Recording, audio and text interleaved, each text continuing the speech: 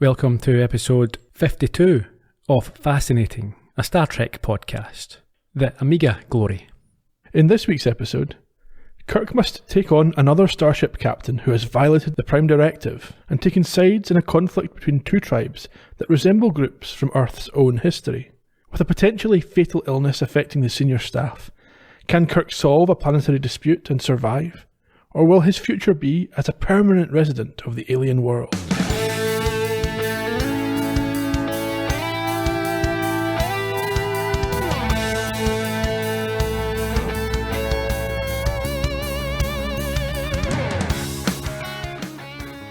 I've found that evil usually triumphs, unless good is very, very careful. Good evening, Ian. How are you? I'm tired and hungry. How are you? Evil. You feeling evil? Yes. I think you should triumph unless I'm very careful. It's always best to be careful. I think he's talking about Kirk there. Yeah. A few problematic elements in this week's episode. A lot of problematic elements. It might well be the worst finale or conclusion of any episode so far. Certainly one that was a little bit saccharine, or maybe not even saccharine, a little bit nauseous. Yeah. There's a lack of subtlety, which I thought was one of, if not the biggest problem. And quite a few leaps. One very big leap. Yeah, there's one prolonged, long, big leap that covers a lot of things. Yeah. Should we get into it? Let's crack on. You'll have been pleased to note that we start on the bridge of the Enterprise. We do. Approaching Omega 4, and Sulu reports there's another ship already in orbit. So Kirk calls an alert and a sensor scan. Sulu tells him that it is the USS Exeter. It is, and Kirk asks Uhura to contact them, but there's no response. Yeah, I think he recognises it as a ship that's been patrolling there for 6 months. Well, it was here 6 months ago, and he hadn't heard of any problems. Uhura gets no response to her request, and then Sulu informs him that there appears to be no damage to the ship. Yes, and we see on the screen that the Exeter is a Constitution-class starship, the same as the Enterprise. Is this when Kirk magnifies it by 3? Yeah. So he can see. Yeah, it was quite small. Yeah, takes out his little glass. Put on the big glasses. Kirk's going to take Spock, McCoy, and Lieutenant Galloway, who he calls Lieutenant Galway, down to across to the other ship. In the transporter room, they set their phasers to heavy stun. Have we heard of this before, heavy stun? Possibly. They just make these up though. They do. Set it to moderate stun and light kill. A wee bit of stun. And they beam over. Set it to annoying tickle. Over in engineering on the Exeter. It's dark and spooky. Yeah, they arrive and find it empty of people anyway. But what do they discover? Uniforms with crystals around them. Yeah, salt-like crystals. That's all that's remaining. We then have the credits before we return to engineering, where McCoy performs a tricorder scan. Yeah, Kirk puts out a message on comms, and by now obviously Spock and Galloway have moved to some other part of the ship because it's Spock who responds. Yeah, we should also note that McCoy shakes his head, signifying that it's not good news when he does his tricorder. Yeah, I mean, you could probably have guessed what he's going to find. Down on the lower level, Spock, as you say, communicates back through, confirming the lack of people with only uniforms remaining, and Galloway joins a call to let him know that all 4 shuttlecraft are still present. That's more shuttles than the Enterprise has. The Exeter must be a bigger ship. It's exactly the same. It's fitted more in. Yeah, maybe. Kirk says to meet he and McCoy up on the bridge because that's where they're headed next, and we get a captain's log. But with no stardate, that's unusual. And annoying. It's a totally pointless one. He just asks what's happened to the crew. Well, no, he also tells you who the captain is and that he's one of the most experienced in Starfleet, Ron Tracy. Is that the first we've heard of Ron Tracy? Mm-hmm. Okay. Well, he might have said that's Ron Tracy's ship earlier on, but we didn't mention it. Back in the bridge, they meet up with Galloway pointing out that the helm was left in auto, and Spock finds the whole thing fascinating. Kirk then asks him to play the last log tape as McCoy calls him over to let him know that he has discovered what happened to the crew. Jim, the analysis of this so far is potassium 35%, carbon 18%, phosphorus 1.0, calcium 1.5. Jim, the crew didn't leave. They're still here. What do you mean? These white crystals, that's what's left of the human body when you take the water away, which makes up 96% of our bodies. Without water, we're all just 3 or 4 pounds of chemicals. Something crystallized them down to this. I have their surgeon's log, Captain.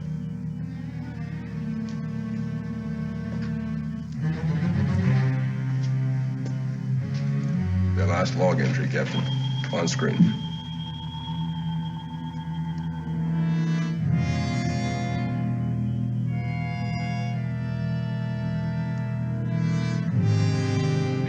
If you've come aboard this ship, you're dead men. Don't go back to your own ship. You have one chance. Get down there. Get down there fast. Captain Tracy is...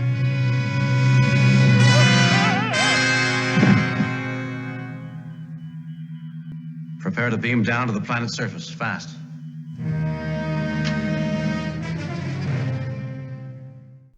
That's the at least the second time I can think of when they've used that the sort of essence of beings. Well, it was last week when they got condensed down to little sphere or cube things. It was, and then a few weeks ago we had the essence in the globes, if you remember. Yeah, and then if you remember back, kind of in an opposite way to the very first episode, they had the salt removed from the people. Mm-hmm. Then you also had the cloud that removed elements from people in Obsession as well. It'd be funny, wouldn't it, if they just poured some water on these uniforms and salt and reanimated them. Yeah. McCoy's percentages are a bit out. He says we're 90% water. We're only about 76% water, unless something's changed between now and a couple hundred years from now. Everyone just takes water on. They've all got puffy ankles. Their socks leave lines. Wet patches everywhere. Yeah. Down on Omega 4, they materialise into a setting that looks like a... See, at first I thought it was like a small Mexican town in the 1890s. Well, I thought it was something of a Western. Yeah, that sort of feel, yeah. And find a Caucasian man and woman about to be killed by a group of Chinese-looking people. Yeah, casual beheading. They're just going to do it in the main square. There's no process apparently in place. They approach the people and are about to be attacked by Liang, who is told to stop what he's doing by the aforementioned Captain Ron Tracy in his Starfleet uniform. Yeah, we should say yes. So the people who are about to commit this execution or carry out this execution see Kirk and Spock and McCoy and Galloway and stop it and approach them instead. And as you say, Tracy appears and he's sorry to see Kirk. I think possibly because that means he's infected. I think so, yeah. So he tells a man named Wu to lock up the savages, I think meaning the two that were going to get executed. Yep. And is told by Wu that this Enterprise mob have got fireboxes, which we think are phasers. That would make sense, yes. Wu, well, I think Wu protests that they have fireboxes. Yes, he's quite animated about it. But Tracy is firm and orders him to do so anyway. He then explains to the crew that the prisoners are known as Yangs and are savages who it is impossible to communicate with. Now, this thing annoyed me all the way through, well, until we find out. So the people who are Chinese are not called Yangs. Now, Yang is obviously a Chinese name. You'd think that they would be the Chinese people. So, yeah, Yang is a more Chinese name than and Liang as well was a Chinese name, who you mentioned earlier. Yes, like the snooker player. Liang Wenbo, yeah. So, I was annoyed. I was confused by the whole, that they're not the Chinese people. The Chinese Luca Bracel. We're not going to snooker. Luca Bracel. Oh, he is hopeless. So is Liang. Yeah, but Bracel is still meant to be this young kid who's going to come through, and he's about 29, and he's not. So is Liang. Yeah, but neither of them are okay. Neither of them are going to do anything. Let's put it that way. Yeah, that's what I was saying. The World He's like Championship the Chinese Luca Bracel. Yeah, he's less promoted than Bracel. I think coming from these shores is more given more airtime and more chat. Okay. Yeah, I'm really looking forward to the snooker this year. We'll get up to that in a future episode. When this one goes out, will we be in the middle of the snooker when this one goes out? More or less. Yeah. People will be excited with some topical chat. Favourite time of the year. 17 days. On the bays. Exactly. I'm sure the American listeners love this. And they're like, what's this snooker? Yeah. Is that like adult pool? Hard pool. Yeah. Anyhow, yes. You're upset about these Yangs. Well, the naming people. conventions are, it's annoying. You could have called him something else. And then the reason behind the naming convention is even more infuriating. Yes, we'll get to that. So Spock notes to Kirk that it's interesting that these natives know all about phasers, and Kirk, taking that point on board, asks Tracy what's going on. Yeah, I think he says there's hordes of them who attack anything, and Spock accusatorily notes that it is interesting that the villagers know about phasers. Yes, Kirk takes that point on board and asks Tracy what's going on. And what does he say? He says that the Exeter's Medi-scanners, which I think are just scanners, noted that the planet was safe, or told them at least, they gave the impression that it was safe, and they befriended these comms, who are the sort of Asian or Chinese-looking people. Yes. It seems to be very sort of... There's not a lot of diversity between the groups. So each group is one set of people, apparently. The locals, therefore, were shocked to see these people with lighter coloured skin, like their enemy Yangs, show up, but became friendly. I think that's Tracy's point of view. I imagine he used his phaser to convince them to be friendly, be on his side, yes. Yeah. The landing party then beamed back up while Tracy stayed behind to arrange a planet survey, or so he says, and the next thing he knew, his whole crew was dead. Pretty much so, yeah. Don't trust Tracy at all. And also, in some of the subtitles and in IMDb, they spell comms differently. Sometimes it's spelled cons with an N, other times it's M. Even on the IMDb page for it, obviously it's comms because we come to realise what it's meant to stand for, but yeah, there's confusion. I think at some point some people pronounce it combs as well. Yeah, Kirk says that he knows that they're all dead, he's been there. So Tracy assumes that all of them, himself, Kirk and the others, are infected, but in some way protected by being on the planet. Yeah, it's a bit of a bombshell, isn't it, that he's dropped.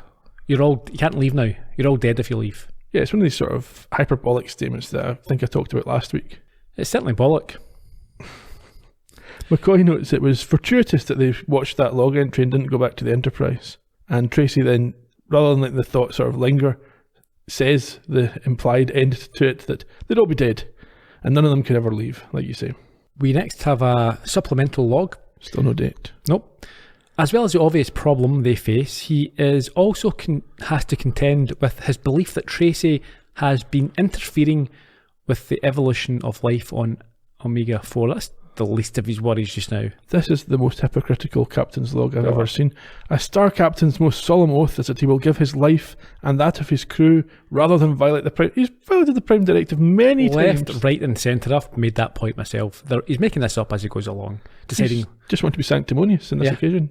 We're now in a communications room, I think. I've got it as a storeroom, but yeah, whatever you want to call it. McCoy speaks with Uhura to give her an update on the readings and their issue that they have, and also to ask for a blood analyzer unit to be sent down. Yeah, I think a second one, so he must only have one at the moment. Why is that not enough?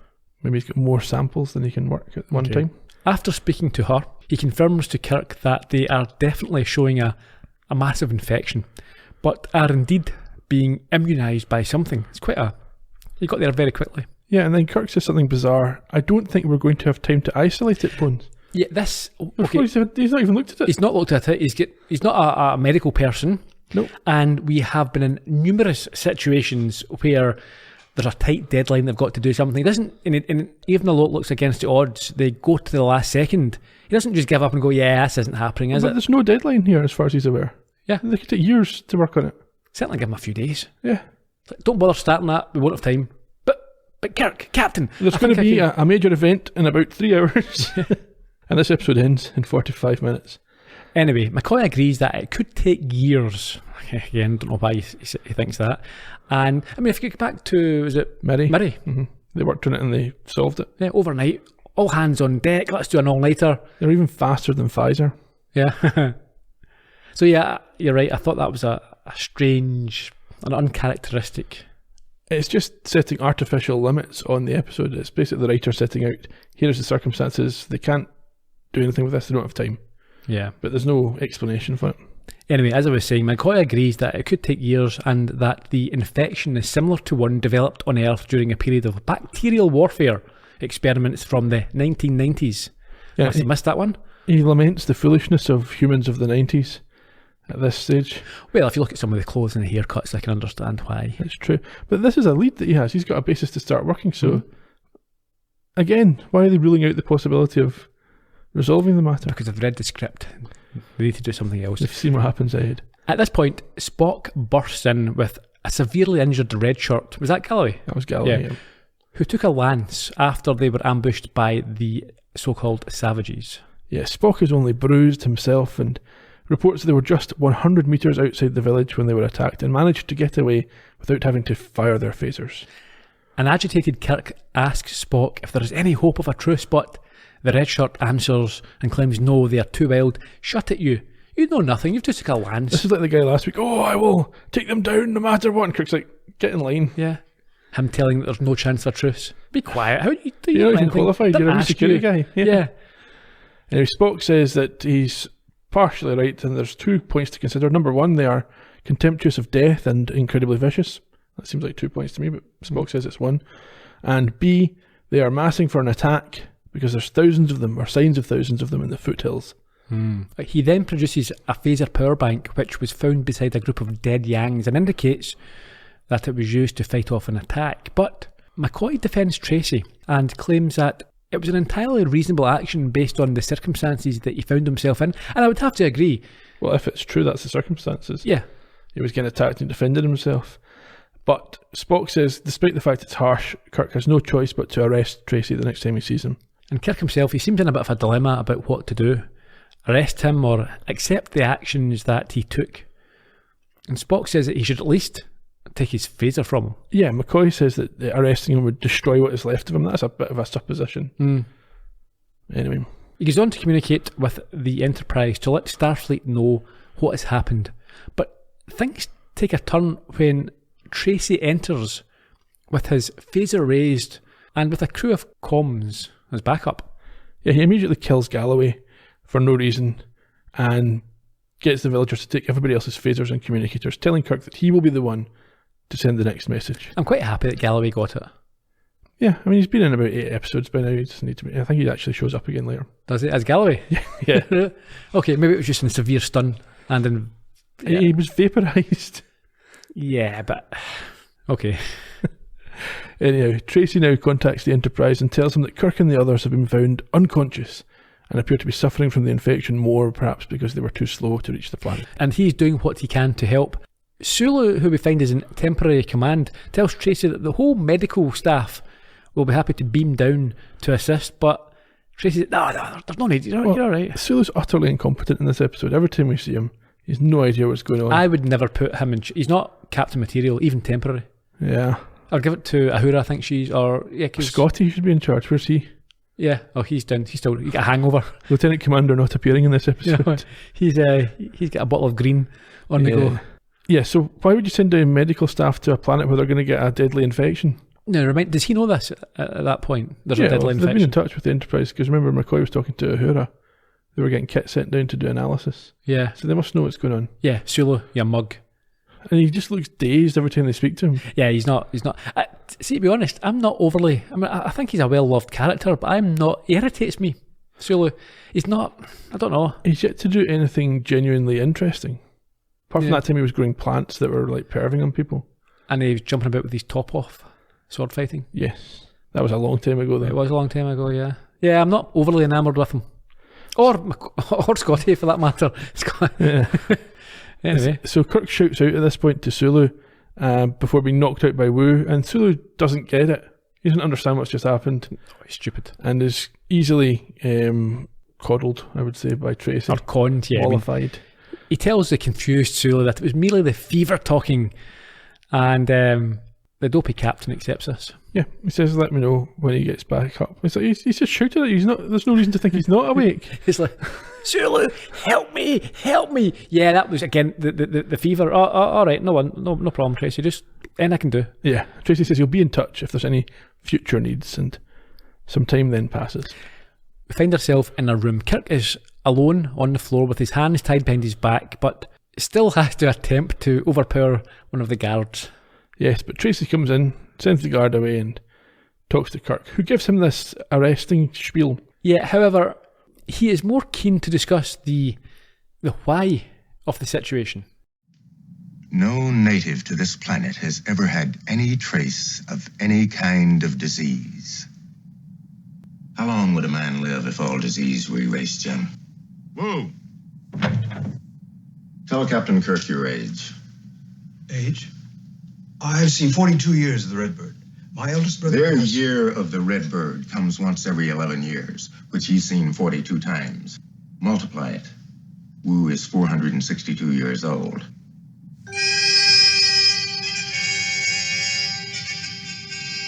His father is well over 1,000. Interested, Jim? McCoy could verify all that. He will if you order it. We must have a doctor researching this. Are you grasping all it means? This immunizing agent here, once we've found it, is a fountain of youth, virtual immortality, or as much as any man will ever want. For sale by... Out. By those who own the serum. McCoy will eventually isolate it. Meanwhile, you inform your ship your situation's impossible. Order them away. When we're ready, we'll bargain for a whole fleet of ships to pick us up. And they'll do it. Yes, I suppose they would. But we've got to stay alive. Let the Yangs kill us and destroy what we have to offer. And we'll have committed a crime against all humanity. I'd say that's slightly more important than the Prime Directive. Wouldn't you, Jim? It's a very interesting proposition. Let me think it over. I suppose that all we can say in Tracy's defence is that maybe he's went mad, because his logic, his plan is atrocious. It's terrible. What does he think is going to happen? Even the whole immunisation malarkey, the thinking behind that doesn't make sense. Yeah, he's one guy. If the Federation want his super serum, they'll just come and take it. Yeah, because he's basically trying to say, "Oh, we'll hold him, we'll hold it ransom, or we'll hold him hostage to it." So, well, they don't have it now. Why would they? Yeah, and the thinking behind this, that the whole living to I thought that's not how it works. Just because you've got some sort of immunity to some diseases, you don't live forever. Your organs, your brain deteriorates, your bones, your skin. Just because you don't get a specific third-party disease, yeah, you won't live forever. I would have thought so. I mean, because it'd be very easy. You could put someone in a bubble, effectively, on Earth. They'd suffocate. Yeah, and they wouldn't live for 1,000 years because everything else rots and falls away. I mean, heart disease is a disease, but it's not something you can immunise against. You know, if your diet's quite poor or you don't eat the right things, you'd have to have everything else perfect. And even then, let's say the human body isn't made to live that long. Well, I mean, that's what happens to a lot of elderly people. Maybe they get cancer or whatever, and then they survive that. They get some sort of treatment for that, and they're lying in their bed. Their eyesight goes. They get dementia. It's not a specific thing that necessarily kills them. A disease. They just die of their body's gubbed. Being old. Being old, yeah. I mean, if you run about there like a Yang fighting and all that sort of stuff, you've got broken bones. You're not healing back up because you're immune to a certain disease. They'll be fragile. They'll get brittle. Idiots. During this spiel from Tracy, Kirk's been working on the bond, tying his hands behind his back, and is able to release himself at the end of the speech. He does indeed. But for once, he is on the losing end of a fist fight, and against an old man. Yeah, it's embarrassing. It is. Gets his backside handed to him. Tracy subdues him and calls for the guards, and they head to prison. He is brought into the jail, where we see McCoy and Spock are also being held, along with the two Yangs from earlier. Those were the ones who were about to be beheaded. They are. Tracy then has McCoy sent back to the other room to work on the bloods, and tells Wu to prepare his men to ambush the Yangs. Yeah, this time they will have many fireboxes. Tracy then invites Kirk to share his thoughts on the Yangs, as one of them makes a grab for him through the bars. Tracy refers to them as animals who just happen to look a bit like us. And he asks Kirk how keen he is right now on the Prime Directive. But Kirk stands firm in his belief, and so Tracy has him put into the cell with the Yangs to teach him a lesson. This reminded me of, and it won't mean anything to you, I know that already, to the movie Stir Crazy with Grossberger. Okay. The warden tries to put in Gene Wilder and Richard Pryor. He puts them into a cell with a massive, big, fat, white baldy guy that's meant to be like a mass serial killer. One of them's deaf and one of them's blind. No. That's another good movie, mind you. Okay. We then get a fight between Kirk and this Yang and the female Yang as well. They take turns to beat up on him. Yeah, Stir Crazy is actually in my top 10 movies of all time. Okay. But have you not seen it? No. It's really good. During this fight, we get a cutaway to McCoy working, and he sees that his guard has fallen asleep. Well, he thinks he's fallen asleep, doesn't he? Yeah. How much time has passed in this fight? McCoy just left at the start of it. Yeah. Anyhow, he reaches out for a weapon on the table, a knife of some kind, and is halted because the guy wasn't really asleep, or at least not sufficiently asleep not to notice. Back in the cell, Kirk keeps getting beaten up by these two, and Spock notes that even if they ever needed rest, they could just swap out so that one of them continues to beat on Kirk. Yeah, but I should say, before we went to McCoy, we saw Kirk being choked out. Okay, so I suppose you can imagine some time passed or something like that. Perhaps, but if he was choked out, how the next time we see him, he's back on his feet fighting again? Yeah, he's recovered. It's better now. Why would they're savages? Why would they let him recover? Why would they not kill him? They're probably not actually savages. It's a bit of a clue. But you still wouldn't let him get back up and fight again. You would. Maybe they were enjoying the fight. They're not fighting for something. Yeah, maybe. Anyway, yeah, so we're back in the cell. He's managed to break free again. He's fighting off both of them, and notice to Spock that they never seem to rest. Yeah, like I say, Spock says that even if they had to, they could just take turns. However, he does manage to throw the Yang on his back, and Spock is able to pinch the female, which seems to give Kirk victory. Yes, because the man goes to protect the unconscious female rather than continue to fight Kirk. And Kirk remarks to Spock it's a shame that he's not able to teach him how to do that. I think the Spock not say he's tried several times. Yeah. And we see that, the man go over in a very sort of it's almost like an animal protecting their young. Sure. Or their partner. We get another cutaway to McCoy. He's brought some food and he says thanks. Don't know why we saw that, but it breaks up a wee bit. Spock is then talking to Kirk through the bars of the cells. He's trying to loosen one of the bars. Yeah, he tells Kirk he's managed to loosen one, but Kirk says he can't do that because if he even tried, he'd get attacked from behind. And he's struggling to stay awake. Don't know why. Well, I think he assumes he'll be beaten up if he falls asleep. Yeah, but why is he so tired? He's been fighting for about 4 hours at this point, going by the fact that McCoy's now at dinner time. Yeah, okay, possibly. Spock reminds him that Tracy said that there used to be a substantial civilization on the planet and suggests that the current state must be due to a war. This is ridiculous. First of all, why are you trusting anything Tracy says? Second of all, even if Tracy believes it, what's his source? Someone's told him? There doesn't seem to be any books or recording of the history. And then, even if what Tracy says is true, you can't just assume that there was some kind of nuclear or biological war that produced mass devastation. You've only seen one town. Yeah. And Spock got 100 metres out the town at one point. And he saw some foothills, and that's him making an assessment of the entire planet. Yeah, well, it's not unusual for them to do that, is it? To make an assumption based on a very small sample size. That's true. What is unusual is for them to get quite as racist as Kirk now does. What does he do? Talking about yellow people and white people. Kirk keeps talking, and when he mentions the word freedom, it is repeated by the Yang. Yeah, this startles Kirk, I think.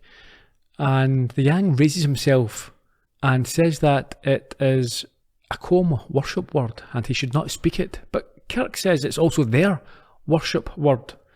I don't think it's I think it's a Yang worship word. It's his own worship word. Yeah, so I'm getting confused by who's who these days. I don't know what's a Yang and what's a Kong. They're all undercover. Yeah. The man says that because Kirk lives with and speaks to the comms, he's not spoken to him up until now. But Kirk says quite clearly, I am also a prisoner. Yeah. They seem to accept this. And then the man helps Kirk break a bar on their cell window. Because he's a big lad. Yeah. Kirk shouts to Spock, it's great news, they'll release him soon. Yeah. But he has drastically misjudged the situation.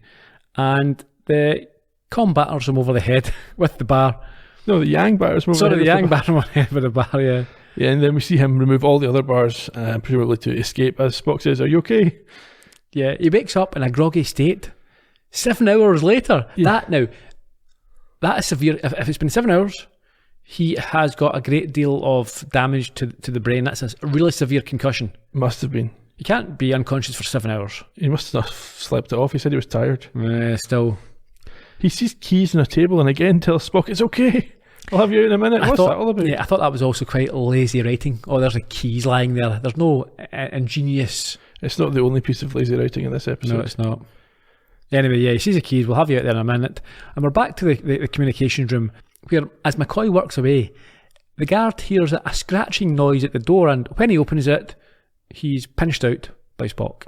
He is. McCoy welcomes Kirk as Spock says he's going to fix up a makeshift communicating device. Yeah, before McCoy goes on to reveal what he has discovered.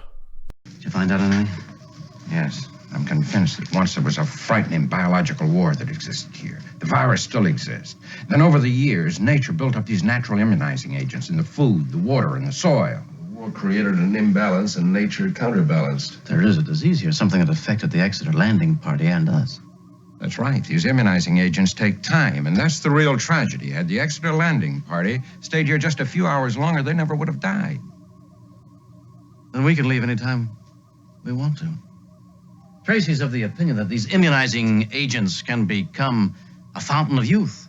There are people here over 1,000 years old, Bones. Survival of the fittest, because their ancestors who survived had to have a superior resistance. Then they built up these powerful protective antibodies in the blood during the wars. Now, if you want to destroy a civilization or a whole world, perhaps your descendants might develop a longer life, but I hardly think it's worth it. Then anything you develop here as a result of all this is useless. Who knows? It might eventually cure the common cold, but lengthen lives? Poppycock. I can do more for you if you just eat right and exercise regularly. Ready, Captain. Quite crude, voice communication will not be possible, but we can signal the ship. All that bloodshed for nothing. It'll be sufficient, Mr. Spark. Right. A few issues here. A few? Okay. First of all, I don't think that's how biological warfare works. Probably not. That you use weapons that turn folk to salt, and then nature counterbalances that by developing its own vaccine for the survivors. Nah. That's garbage. Or else we could have nuclear bombs going off, and then, nature protects us with a cockroach shell. Yeah, it's a pretty cheap solution as well to this disease. They've all got, oh yeah, no, you're fine now. He's far too specific as well. If they stayed for a few hours, there's no way with his rudimentary lab that he has there that he could pinpoint how long they need to stay there to get immunisation that is effective. Just a few hours. Away you go. Yeah. So anyway, that solves the problem. No one's left now with the disease that isn't also immunised. Sorted. The other part of it that I thought was ridiculous was this idea that they're only immunised against this specific biological effect, which presumably, I mean, that makes sense that there would be a lasting effect from biological warfare, but this whole thing, I'm glad you played it as a clip because I wouldn't have wanted to try and explain it. No, that's why I played it as a clip. I thought, I'm not writing this. It's utter garbage. The whole thing just ties itself in knots. But anyway, basically you're meant to not follow it, I think. Just accept the conclusion. Everyone's fine. Okay. And there's no way to make a serum. And don't ask any questions. Anyway. Tracy then shows up and phasers Spock in the face. He does right to the face. So what we don't know, and we're about to find out, is that he's been away fighting a battle with the comms. Yeah, because he is quite bedraggled when you see him. It's not explained in any way. You just have to kind of figure out from what he's saying. I think they've set this up. Yeah. Also, he demands to know if Kirk set the Savage free to warn his tribes. He thinks he may have been in league with him. Yeah, because they've sprung the ambush that Kirk knew about. And he's now quite manic and talks of how the gangs came in wave after wave, even though they killed thousands of them. And he's obviously terrified of what's going on. Yeah, they've lost, I think. At this point, McCoy has been looking after Spock and says he's fine, but he needs to get to sickbay. Tracy, however, says this is impossible as they can't bring the disease up there with them. But they tell him that they are now immunised and can beam up anytime. Tracy assumes that means they've found this serum that he was hoping for. And this sends Kirk into a rage. Yeah, he says there's no miracles, there's no serum, we've wasted our time and you were wrong about everything. Pretty much so, yeah. Tracy looks to McCoy for support, but is told by him to leave medicine to the medical men, and he shatters his belief by saying that he found no fountain of youth, no immortality. It's just natural for them to live longer where they are. Yeah, they're not human. Yeah. So Tracy then orders Kirk out, and Kirk tells McCoy to keep an eye on Spock. And outside, Tracy then tells Kirk, and apparently this scene was removed when the show was in syndication, so folk had no idea what was going on. They thought Tracy was just taking Kirk out to shoot him. Okay. But anyway, Tracy explains to Kirk that everyone's dead or in hiding, and he needs to call the Enterprise and get more phasers before the Yangs come again. Yeah, 10 more phasers with power packs. Yeah. Kirk asks the Enterprise to do that, and Sulu says no. Yeah, Sulu asks what the situation is, and with little option, he is told that the place isn't immediately dangerous. Yep. Tracy's, I think, a bit irritated by this and says that the Enterprise crew are well trained. At this, he gets disarmed by Kirk and they have another fight, which again, Kirk, I think, loses, basically. Yeah, well, he's eventually caught beside the chopping block. Tracy pulls the trigger. Now, was it set to stun here, do you think, or destroy? I think it's set to kill him, but he's out of power. Yep. So they both leap for the axe, and Tracy gets there first. He backs him up, but he gets too close, and Kirk is able to get on top of him, but at this he's jabbed in the back and turns to see a gang of spear-wielding Yangs standing over him. Yes, they've come for the village. We're now in Yang headquarters. Yeah, and the guy that Kirk freed from the prison cell appears to be their leader. He's sitting in a big chair. Well, he should be on their side then. Well, maybe. There's statues around the walls and there's papers scattered on a table in front of them. And outside you can hear a lot of whooping and a hollering. People celebrating their victory. Probably raping and pillaging as we speak. That's it. And all the prisoners are here lined up, seated along a wall, including Kirk and McCoy and Tracy and Spock. Yeah, Spock is weak and needs attention urgently, but their need to get out of there is greater. That's exactly the same. Yeah. You're going to die, but also we're going to die. We then have a piece of nonsense. Yeah, well, I've written and they talk through their imagined version of history. Yeah, okay, tell me about this, Jan. So they imagine in a very racist conversation, which we will not repeat, that the Yangs are the Yankees and the Coms are communists. And that they fought the exact war that Earth avoided, and the Asiatics, can we even use that word? Don't know. Probably not. It's probably best not to. Okay. Beep it out then. Okay. One, if I don't know what I've said, the Yanks have simply fought to regain their land, and the white guys are the good guys. Yeah. Spock, I mean, he states that the parallel is almost too close. Yeah, it is almost too close. I don't think there's any almost about it. Yeah. McCoy calls Kirk a romantic when he's suggesting that these Yangs have simply regained the land that was stolen from them. And at this point, a drummer enters, and the sound of the beat appears to suggest that the war has now been won. Yes, he says that which is ours again. It will never be taken from us again. And he's followed by who? Whom? What? A guy with a flag. Yeah, he's carrying the Stars and the Stripes. It's literally an American flag. Yeah, which they all rise for. Ugh, this is... On the nose. Yeah. Absurd. Stupid. Obnoxious. Asinine. Mm-hmm. Tracy whispers to Kirk that they should be able to handle them together and warns him not to cross him. Yeah, he says he'll drag him down with him if he's left to flounder. And then the big gang, he introduces himself. Yeah, he's called Cloud William. Stupid name. You know, Cloud to you and me. I just call him Williams. I call him Cloud. Okay. He says he's the chief and also the son of the chief, which is a bit complicated unless he's related to his own mother in some strange way. And he's a guardian of the holies and the leader of warriors. Yeah. Speaker of holy words. He says this is the last com place. They've all been retaken. And then he goes over to the flag, puts his left hand on his heart and starts to speak gibberish. He says, I pledge you I need to flaggin tup kill for Stan. Yeah. Which is the Pledge of Allegiance, I believe, but garbled. Kirk recognises what he's saying and continues it in proper English to the great surprise of both Cloud William and the Elder. Yeah, he's pulled in front of them and asked to explain before Tracy tries to use the situation to his advantage. He spoke the holy word. You know many of our high worship words. How? In my land, we have a tribe like you.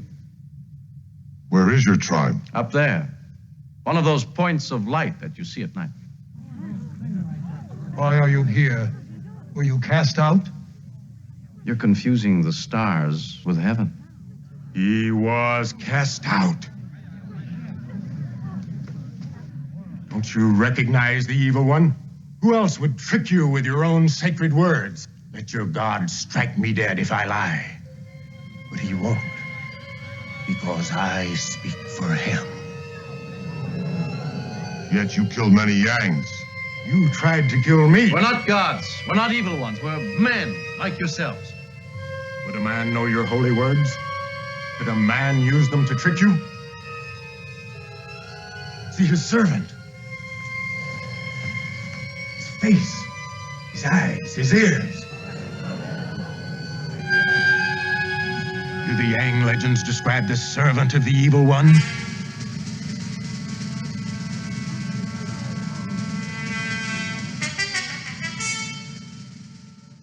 Quite unfortunately for Kirk, they open this massive Bible at a page where there's a devil who looks like Spock. Yeah, I've wrote here, in fairness, it's a very accurate depiction of Spock. Well, McCoy said it before as well, or was it Kirk said who's the only person on board that looks like a devil? Yeah. I had in the past, but he's had to cover his ears. In fact, in real life, did we not have to? Was that not the thing that some sort of Bible belters weren't impressed with Star Trek because Spock looked too devilish? Satan images. He had those trainers with the blood in them. Yeah. Kirk tries to explain this away, but Tracy keeps the pressure on by offering more evidence, by suggesting that he doesn't even have a heart. Yes. McCoy immediately tries to explain that his heart's just in a different place, but the Elder checks and they find that he does not have a heart. So they come to the conclusion that either one of Kirk or Tracy is lying and they must kill the evil one. But surely if they've listened to the heart and looked at that, they would believe Tracy. Well, yeah, but they don't like him because he was shooting them with phasers. The problem, they've got a very sort of childlike interpretation of everything that's going on in front of them. Yeah. Much like many religions do. There's a good and there's an evil and that's it. So they come up with the solution that must work. What's that? They will have Kirk speak their holiest words, knowing that if he is indeed evil, his tongue would catch fire, so he would refuse to do it. But there's a flaw in the plan. He doesn't know these words. Yeah. They start off again with gibberish, id plebnista, norcon forcon perfect union.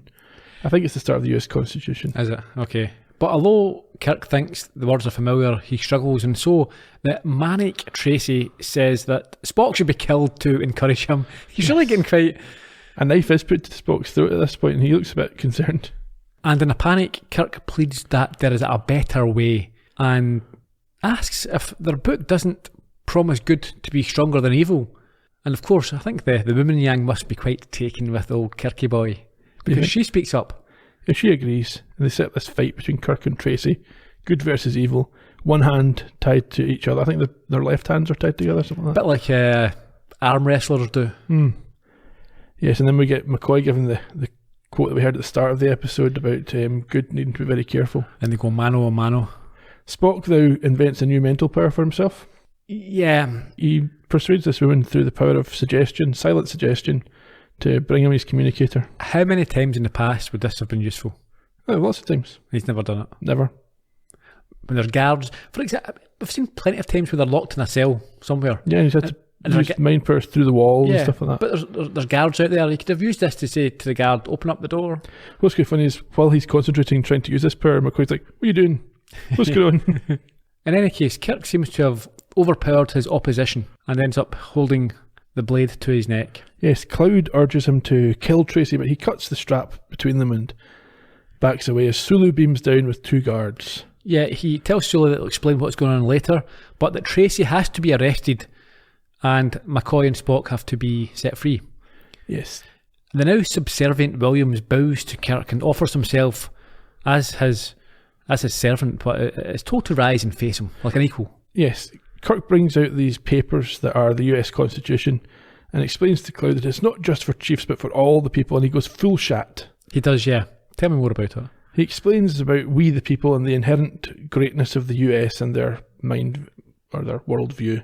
Yeah. And he tells Cloud that he should include the comms, so this is the only progressive part of the entire episode, or the words mean nothing.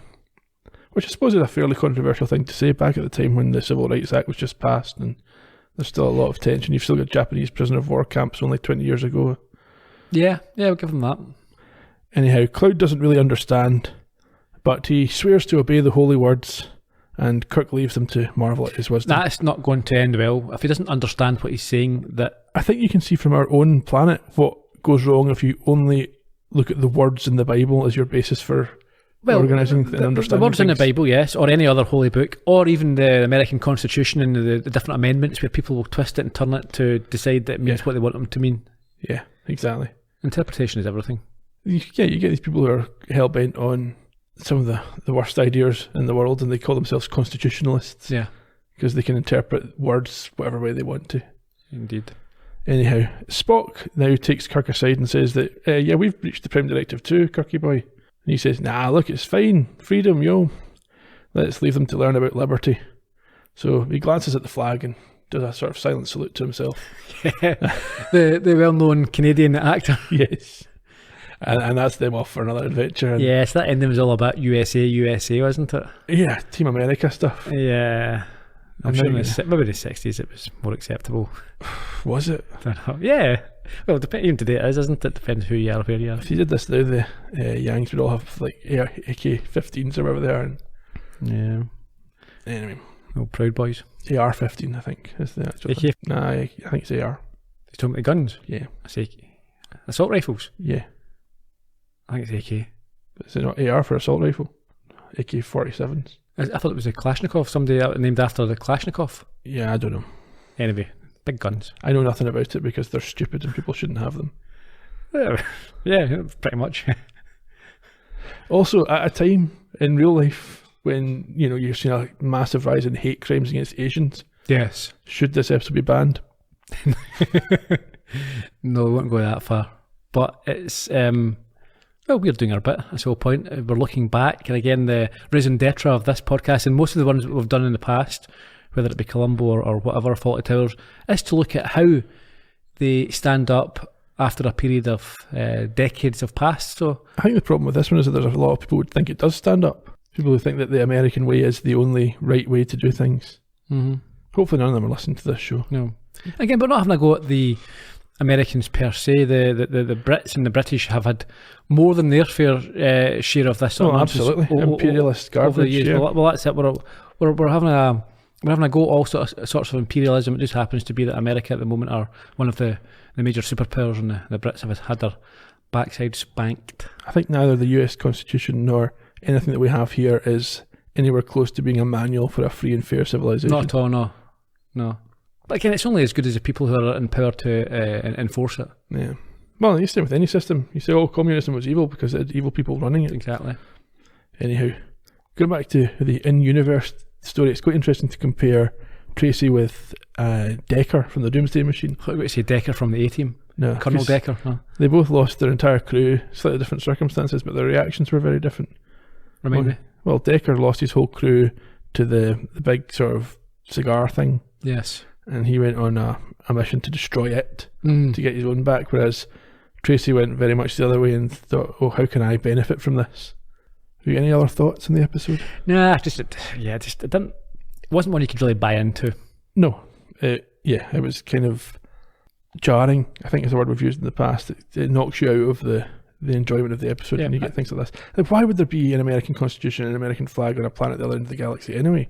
Because they get everywhere. There's no indication of it having been brought previously, and why are they fighting a biological war that is exactly the same as the 1960s Earth? Oh, come on. I know.